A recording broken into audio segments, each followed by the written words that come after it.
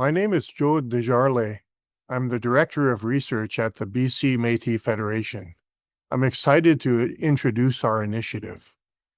Our core team includes myself, Dr. Bruce Shelby, and Tanner Timothy.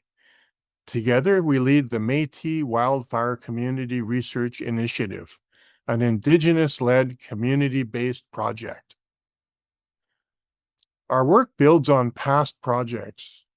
We combine archival research, oral histories, and mapping technologies. This helps us understand how Métis communities have lived with wildfire and how they've adapted across British Columbia and the Pacific Northwest. On this slide, you can see examples of mapping, point data, corridors, and how we're expanding this work. But the real heart of this project is our community researchers. These are local people who live where the stories are, and that's what sets this project apart. We support local people to carry out their own research. They recover history and memory for their own communities. They explore archives. They digitize old photos. They interview elders, and they piece together hidden histories. Their work connects past and present, ensuring Métis knowledge of fire, land, and resilience is passed on to future generations. Our approach is simple. Outcomes happen at the speed of relationship building. Real change only happens when there's trust and collaboration. That's why we work closely with government agencies, universities, and heritage partners, always with ethics and respect, to access and interpret records. All of this comes together at metisinbc.ca, our public website. It's a place where anyone can learn who the Métis are. You can explore interactive story maps, read articles, and discover the families, places, and events tied to wildfire history. Our work spans the Pacific Northwest. Why? Because Métis kinship networks, trade, and ecology have always crossed modern borders. Métis kinship is flexible. It's adaptive. Here's one example of what we've uncovered.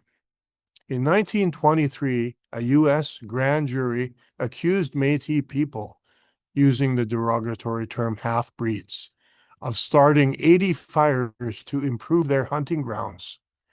This shows how fire practices were misunderstood. But it's more than just finding documents. This kind of research changes how Métis communities are seen. It reveals them as dynamic, mobile kinship networks, shaped by place and self-determined. In 1917, the Department of Indian Affairs recruited First Nations and Métis across British Columbia for forestry and railway battalions. Their skills came from deep knowledge of forests, rivers, and rugged terrain. This knowledge was valued, but also tightly controlled through Indian agents. It shows how Indigenous peoples, including Métis, were seen as vital to the land, yet managed by colonial systems. This history challenges stereotypes and highlights resilience, skill, and connection to place. At the BC Métis Federation, we believe wildfire resilience isn't just about technology. It's about people. It's about relationships, and the impacts are real. Some of our members have lost homes. Others have had to evacuate. Our focus is supporting Métis well-being across the province. Our vision is to decolonize wildfire narratives in Canada and to showcase Indigenous expertise and to bring families and communities back into the conversation about resilience. By learning how Métis communities interacted with fire in the past, we can create new approaches today, approaches that are flexible, adaptive, and grounded in kinship.